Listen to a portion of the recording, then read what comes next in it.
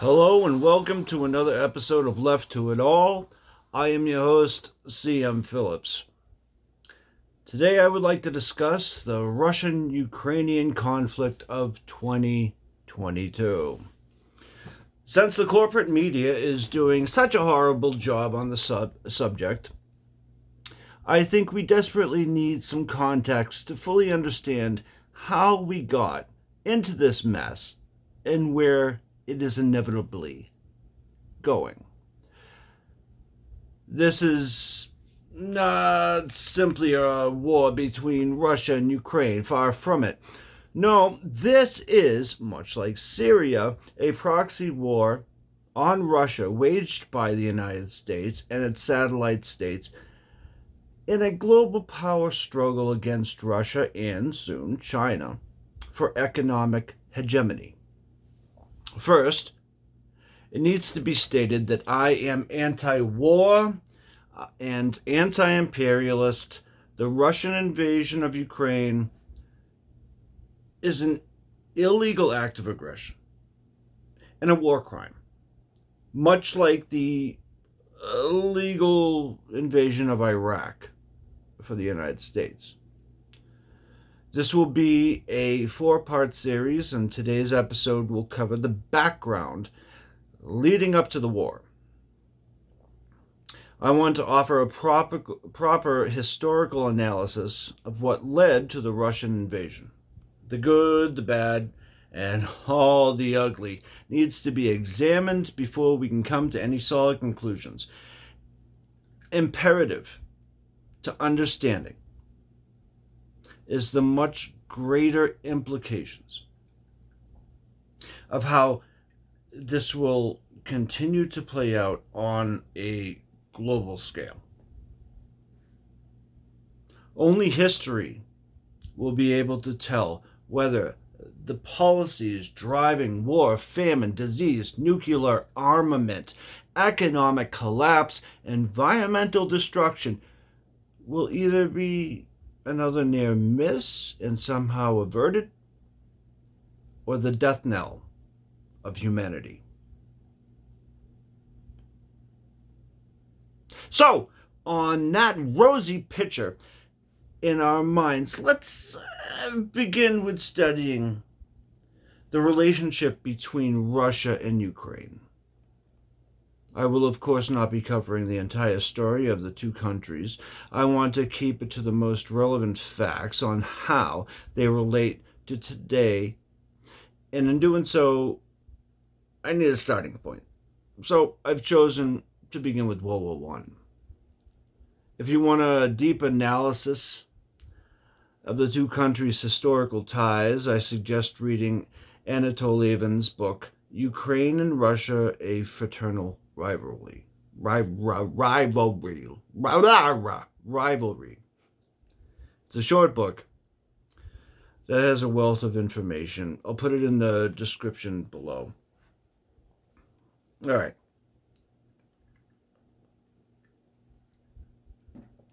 So, World War I was a decisive turning point in Russian history.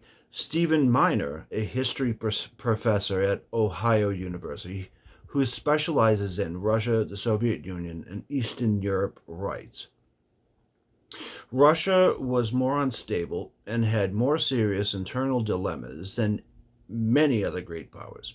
And so, the degree to which the shock of war resulted in chaos was correspondingly more intense. Collapse minus war was possible, but in my view, not certain. Involvement in the cataclysm of war made it nearly inevitable. The October Revolution, or the Bolshevik Revolution of 1917, led by Vladimir Lenin, led to the overthrow of Kerensky's provisional government and marked the end of centuries of Russian imperial rule and the Romanov dynasty under Tsar Nicholas II. The Soviet Union and the creation of the Union of Soviet Socialist Republics, USSR, was comprised of 15 republics: Russia, Ukraine, Georgia, Belarusia, Uzbekistan, Armenia, Azerbaijan, Kazakhstan. I can't remember how to pronounce this one. Kyrgyzstan, that's right. I had to do a whole thing just to pronounce these right. Moldova, Turkmenistan,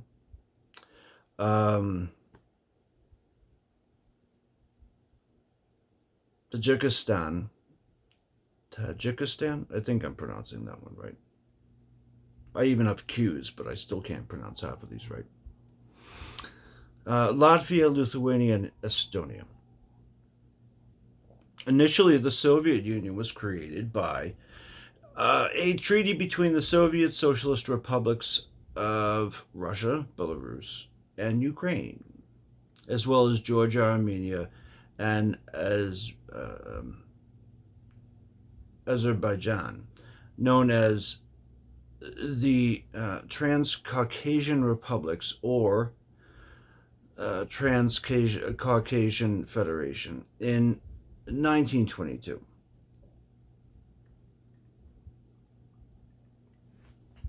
In 1940, the Baltic states, Lithuania, Latvia, and Estonia, were absorbed into the USSR before Operation Barbarossa, the Nazi invasion of the German Panzer Division.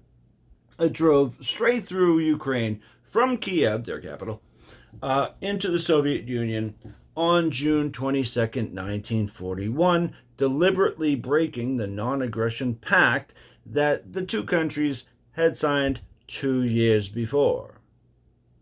During World War II, Ukraine split over issues of national independence and ethnicity. A quote from Wikipedia.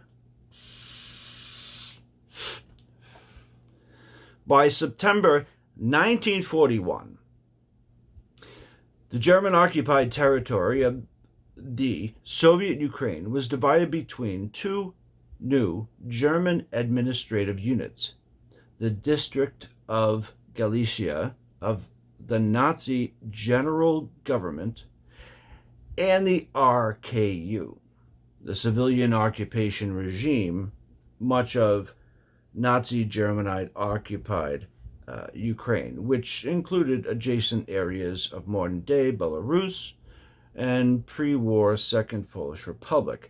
It was governed by the Reich Ministry for the occupied Eastern Territories. Ukrainians who chose to resist and fight German occupation forces joined the Red Army over the irregular partisan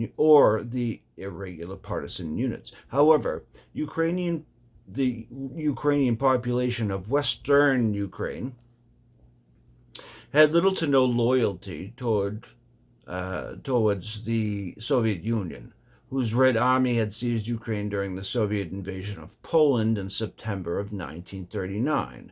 Nationalists in Western Ukraine were among the most enthusiastic Nazi collaborators and hoped that their efforts would enable them to reestablish an independent state. Yeah, they literally threw their lot in with Nazis to to give themselves freedom, which is pretty nuts. Now that we look back on it, it's pretty crazy. But that's what happened. That's what they thought. That's what happened. Continuing. Before the German invasion, Ukraine was a constituent republic of the Soviet Union, inhabited by Ukrainians with Russian, Polish, Jewish, Belarusian, German, Romani, and Crimean Tatar minorities. It was a key subject of Nazi planning for the post-war expansion of the German state. The Nazi occupation of Ukraine ended the lives of millions of civilians in the Holocaust and other Nazi mass killings. It is estimated 900,000 to 1.6 million Jews and 3 to 4 million non-Jewish Ukrainians were killed during the occupation. Other sources estimate that to be 5.2 million Ukrainian civilians of all ethnic groups perished due to crimes against humanity, war-related disease, and famine, amounting to more than 12% of the Ukrainians' population at the time. The Babi Yar massacre marked the beginning of the Holocaust in Ukraine's capital, Kiev. Near the end of September of 1941, the Nazis and their collaborators murdered approximately 33,771 Jewish civilians. Thousands more were seized and shot. Some estimate that over 100,000 residents of Kiev, of all ethnic groups, mostly civilians, were murdered there. An excerpt from an article from the World Socialist website, one of the Nazis' biggest enemies, socialism, communism. You get the point. In the years immediately following the Third Reich's downfall, the Canadian state gave sanctuary to tens of thousands of members and supporters of the two rival factions of the Organization of Ukrainian Nationalists, the OUN, and did so despite specific warnings that it was providing refuge to Hitler's accomplices in horrific war crimes. Both the OUN Melansk and OUN Bandera collaborated with and eagerly sought the Nazis' patronages. Members of the Ukrainian Insurgent Army, the UPA, created in 1943 by the Stepan Bandera wing of the OUN, were welcomed to Canada with open arms, despite the UPA's role in the murder of tens of thousands of Jews and Poles. So too were members of the 14th Grenadier Division of the Waffen-SS, the so-called Galicia Division, no matter that the Nuremberg trials had found the Waffen-SS to be a criminal organization as a whole due to its role as an armed wing of the Nazi Party in routine perpetration of mass murder and other war crimes. Hold on.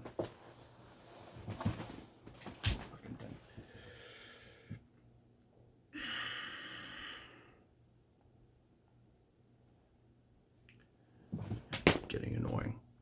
The Canadian state and political establishment subsequently encouraged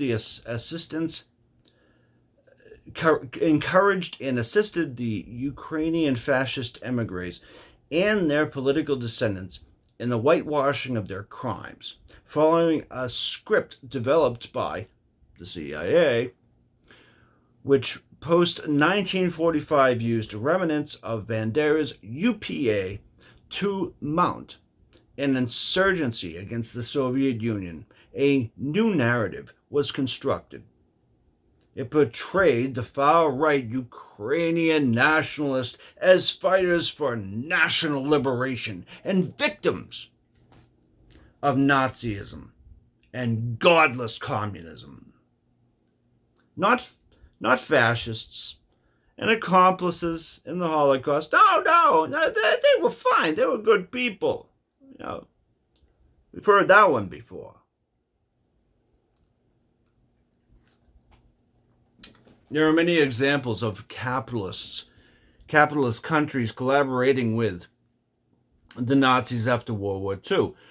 The U.S. has a long history itself. One example is Operation Gladio, a CIA clandestine stay-behind operation working directly with former Nazis and other far-right-winged armed terrorists to stop the spread of communism by any means necessary. And Operation Paperclip, where the CIA secretly smuggled over 1,600 Nazi scientists, engineers, and technicians into the States between 1945 and 1959 in order to counter the Soviet Union during the space race.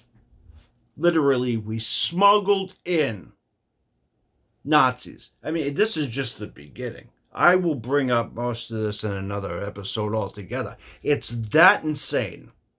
It is that insane.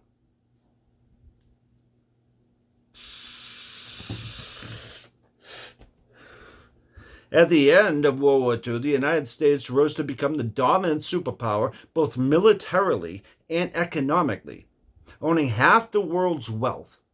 The Bretton Woods system was created in July 1944 in New Hampshire. It was a new international monetary system agreed upon by 44 nations established the International Monetary Fund, or IMF, and the World Bank. I will most likely be doing an episode of this down the road. It's incredibly important, and if you don't know about the Bretton Woods system, the IMF, the World Bank, trust me, it's significant then as it is now. Whatever. We'll get back to it. American planners had already decided before the end of the war that their ally, the Soviet Union, and by the way, England as well, but we'll get back to that another time as well. The Soviet Union was to become their enemy in what would be termed the Cold War.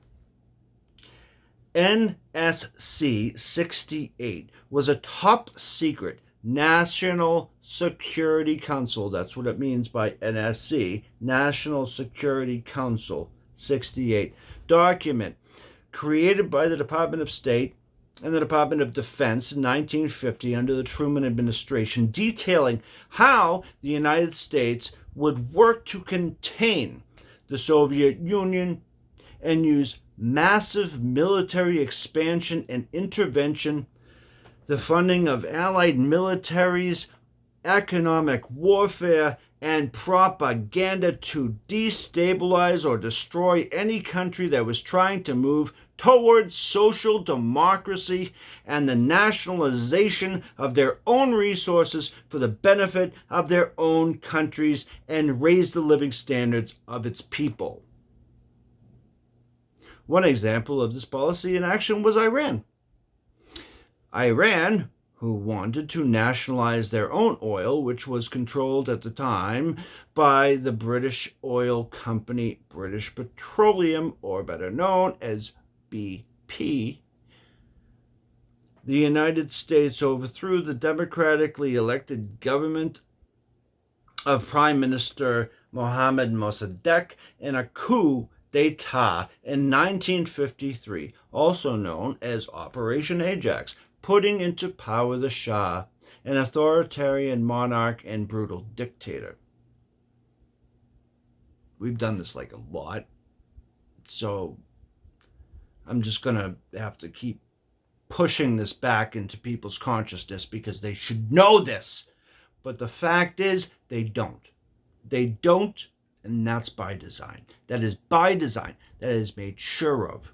You're not supposed to know the truth. You're supposed to know nothing. You're supposed to be as ignorant as possible, and you're supposed to be just as subservient as possible in order for the empire to continue to destroy the world. And we will continue. The topic of United States foreign policies brings us to the creation of NATO in 1949. The United States, the United Kingdom, Canada, France, Italy, Norway, Belgium, Denmark, Iceland, and Portugal were an alliance of countries whose main objective was to contain the Soviet Union. That was their objective.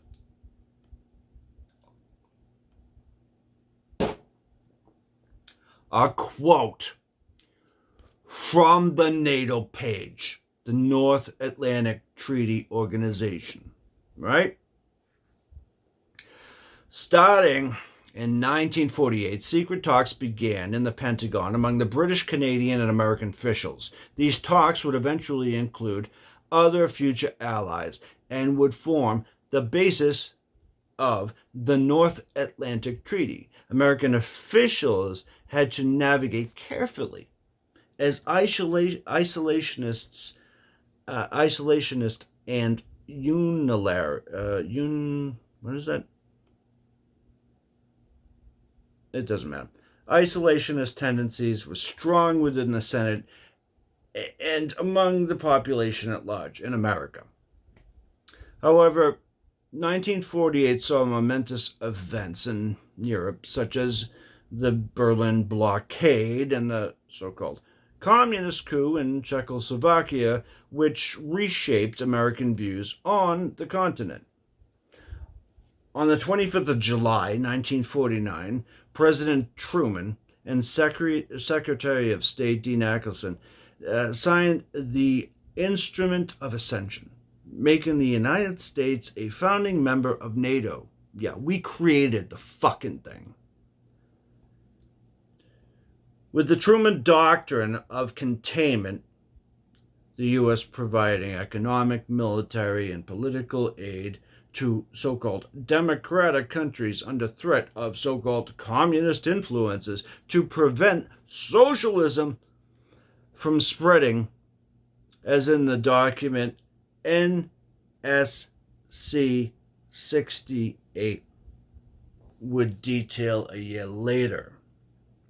So they already had this planned out, created NATO, and then came out with the document, the National Security Council 68, which was a clear and obvious attempt to prevent any kind of true democracies from spreading throughout the world. Yeah, you can critique my opinion all you want, but that's pretty much what it was. We sided with fascists. All these so-called democracies, we sided with fascists. I'm not saying the Soviet Union wasn't authoritarian. There's a lot to go into there. And there's a hell of a lot more to go into there with Marx. People don't know these things because they don't understand these things because they've been propagandized to say, oh my God, I hate that. Even though they don't know the first fucking thing about it. Any of it. The country's reluctance to not engage in regional conflicts not directly involving the United States started to change. Yeah, I wonder why. The country would aid all free people being subjugated, starting with the financial aid to Greece and Turkey to protect them from the communist threats. Apparently not fascist threats because, we conquered that. We conquered it. We spread it throughout the world and tried to destroy anything that was social democracy that was even spreading even remotely in the world. But yeah, we conquered fascism, so that's, we're good. We're good. The big evil's communism, real democracy and stuff like that. That's horrible. You can't have that. Yeah, that's what happened.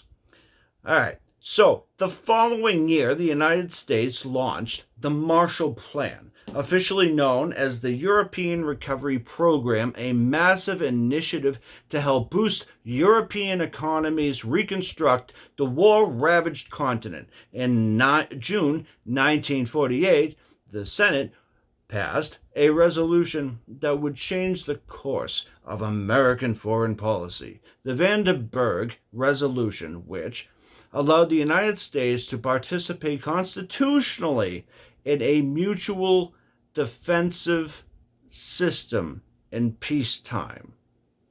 Let me read that last line again.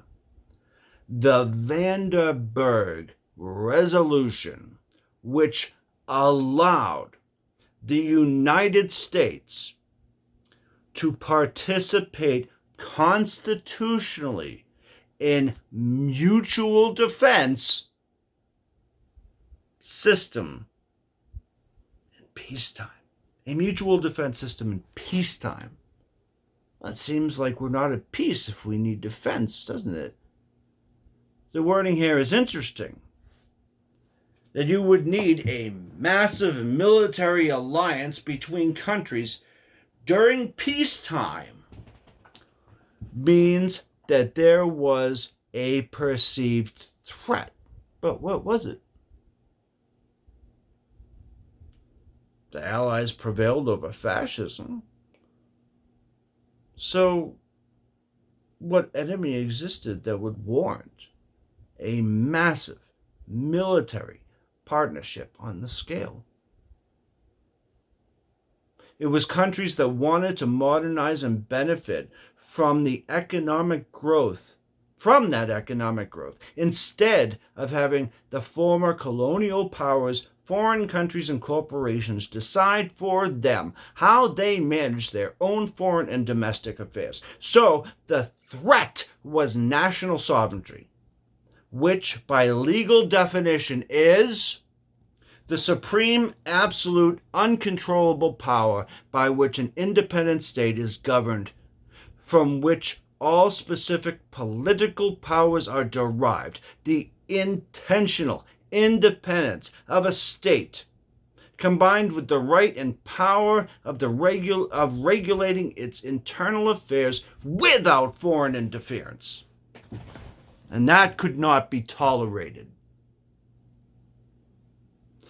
The New World Order after the end of World War II was the American Empire's global hegemony, whose sole purpose was and still is the domination and exploitation of smaller, poorer countries for its own concentrated wealth and power. So a boogeyman was needed to justify these acts of aggression and domination over independent countries.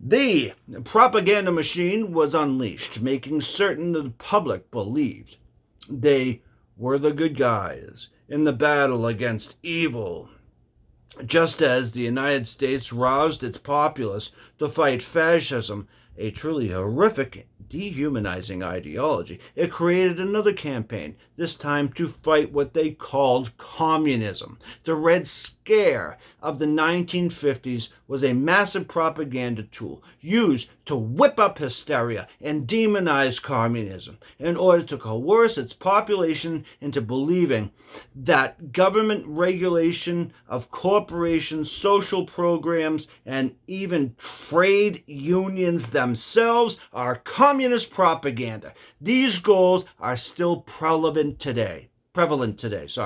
Trying to privatize or destroy programs like Social Security and Medicare by both Democrats and Republicans alike.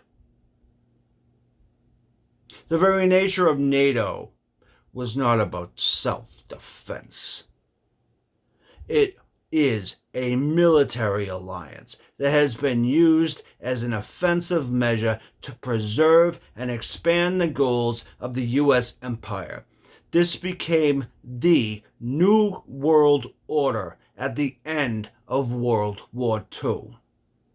Moving ahead to the fall of the Soviet Union and the dissolution of the USSR in 1991 by Britannica.com.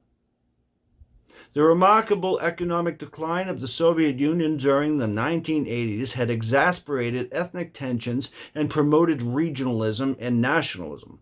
The coup, directed first and foremost at crushing attempts to expand Russian sovereignty and accelerated the breakup of the Soviet Empire, Gorbachev, who had weakened the Communist Party of the Soviet Union with his glasnost and Perestroika. No, it's not that. Hold on. Let me try to say this one again.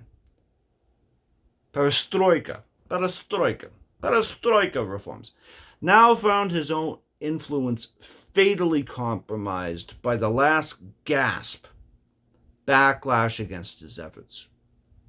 Basically, the reforms were to free the country from oppressive measures over freedom of expression and criticism of authoritarian measures of the Soviet past, but more crucially, opening up the economy to the so-called free market, creating a perfect storm of legitimate criticism inside the Union, Western propaganda, and a chaotic economic system of little regulation or control used by Western-backed industries to destroy the foreign economies on behalf of American industry.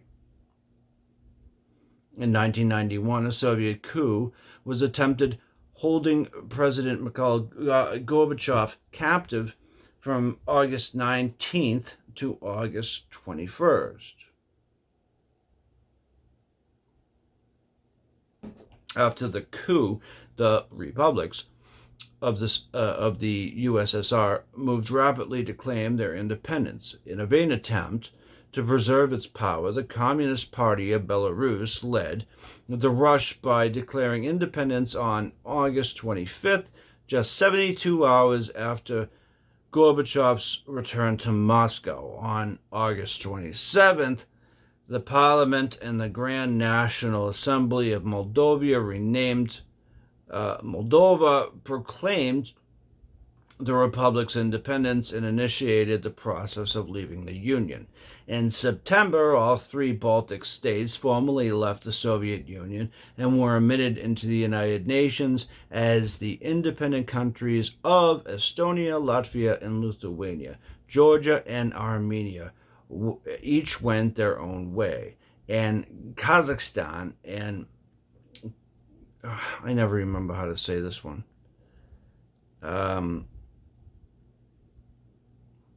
Kyrgyzstan, I don't know, I'm going to say Kyrgyzstan, whatever, took control of their republics' resources and began economic reform and privatization. Remember, always when I say privatization, it just means corporate power over public resources, which means the privatization of public assets is basically a corporate takeover over what would be public assets accessible to public people, to democratic norms.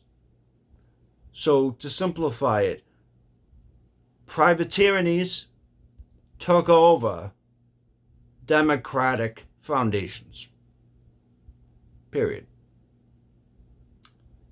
On December 1st, Ukraine voted overwhelmingly for independence, and a week later, on December 8th, representatives from the three Slavic republics, Belarus, Russia, and Ukraine, met in Brest, Belarus, and declared that the Soviet Union no longer existed. They proclaimed the establishment of the Commonwealth of Independent States, the CIS, an international association of sovereign countries whose administrative center would be located in Minsk, Belarus.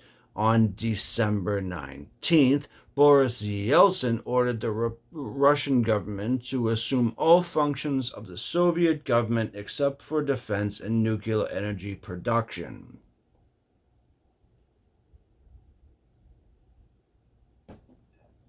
Two days later, the presidents of 11 of the 12 remaining republics met in Almaty,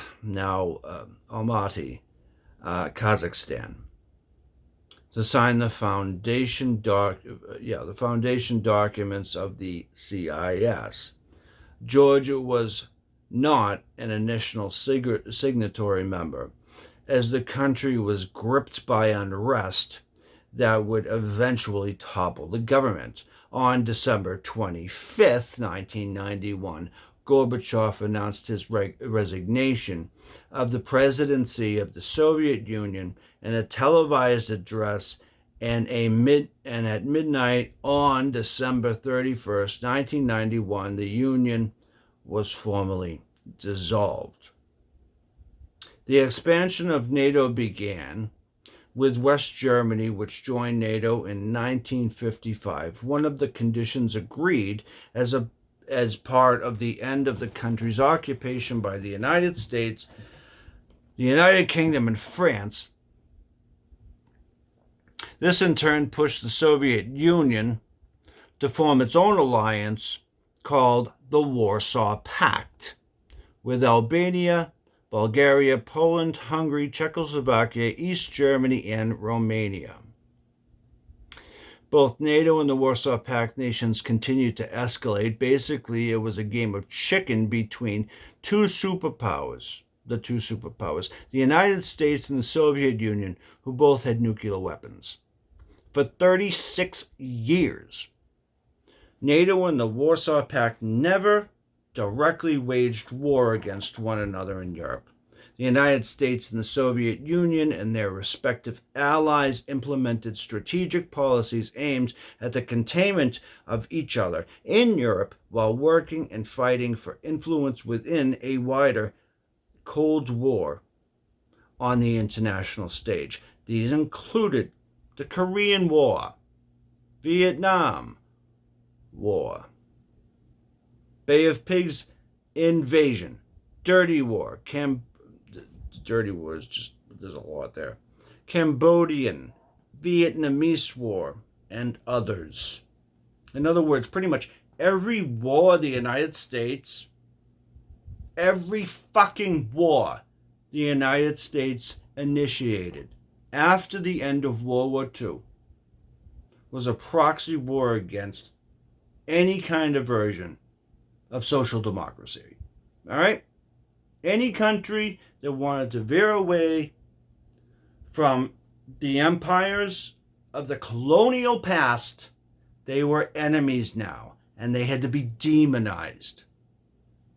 Any country that wanted independence, anyone, we would fight them, we would demonize them, we would kill them, we would destroy their infrastructure, we would destroy their economic system, and that is exactly what we did.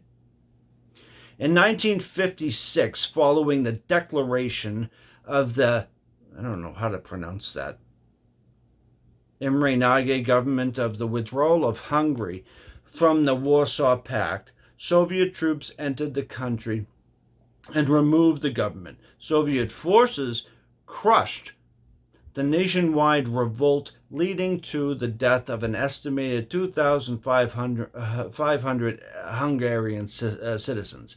The multinational communist armed forces' sole joint action was the Warsaw Pact invasion of Czechoslovakia in August of 1968.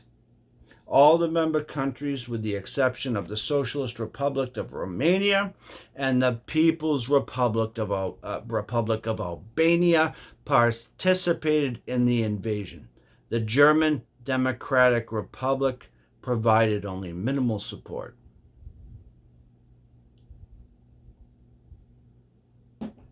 Continuing from Wikipedia under enlargement of NATO, in 1990, the Soviet Union and NATO reached an agreement that a reunified Germany would join NATO under West Germany's pre-existing membership. Although restrictions were agreed upon, the deployment of NATO's troops on former East German territory. The dissolution of the Soviet Union in 1991 led a number of former Warsaw Pact and post-Soviet states to initiate discussions about joining NATO. Poland, Hungary, and the Czech Republic became NATO members in 1999, amid much debate within NATO itself and Russian opposition. NATO then formalized the process of joining the organization with membership action plans, which aided the ascension of 7 Central and Eastern European countries shortly before the 2004 Istanbul summit. Bulgaria, Estonia, Latvia, Lithuania, Romania, Slovakia, and Slovenia. 2 countries on the Adriatic Sea, Albania and Croatia, joined on the 1st of April 2009 before the 2009 Strasbourg Chaos Summit.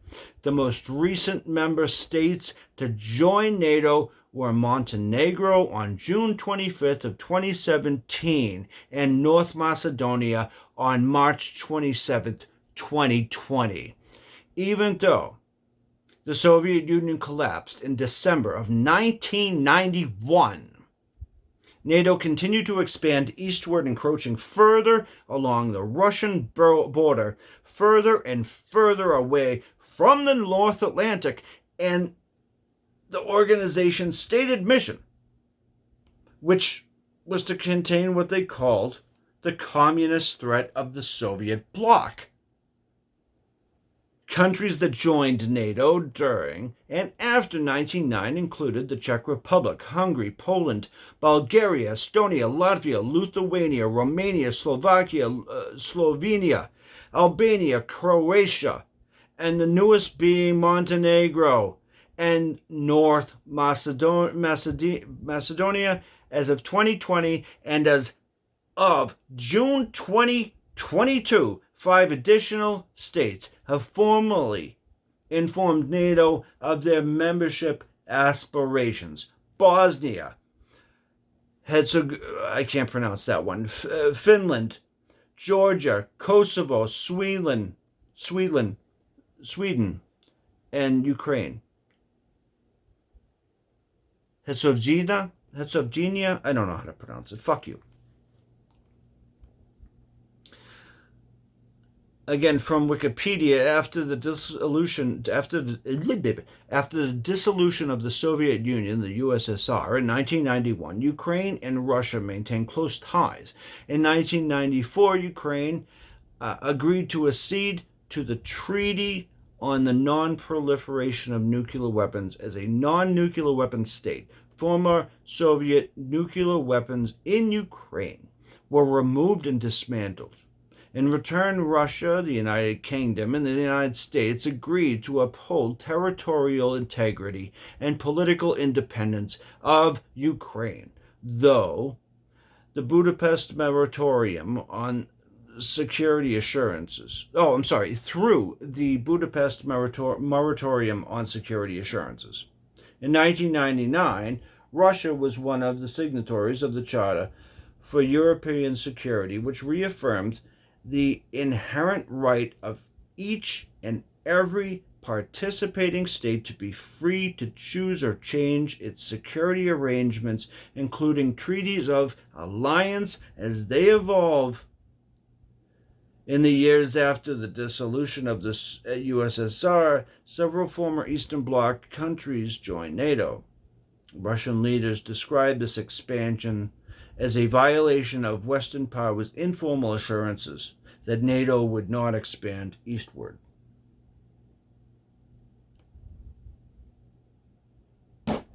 In part 2, we will proceed covering the 2014 Maidan Revolution and the Nazi problem in Ukraine. Thank you for watching.